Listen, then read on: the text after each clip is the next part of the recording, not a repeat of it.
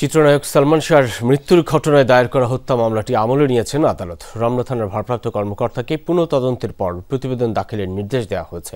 বাদীপক্ষের করা রিভিশন মঞ্জুর করে সোমবার ঢাকার ষষ্ঠ অতিরিক্ত মহানগর দায়রা জজ মোহাম্মদ জান্নাতুল ফেরদৌস ইবনে হক এ আদেশ দেন। সালমান শাহর স্ত্রী সামিরা খান, ব্যবসায়ী আজিজ মোহাম্মদ ভাই সহ 10 জন হত্যা মামলায় আসামি।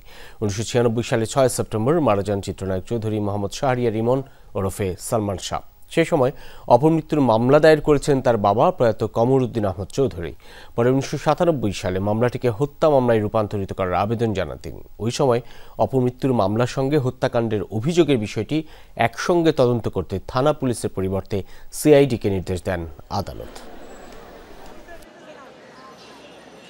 পিবিআই একটা তদন্ত রিপোর্ট দিয়েছিল, যেখানে তারা উল্লেখ করেছিল যে সালমান শাহকে হত্যা করা হয়নি, এটা একটা অপমৃত্যু, একটা আত্মহত্যা। যার প্রেক্ষিতে আমরা একটা রিভিশন দায়ের করেছিলাম।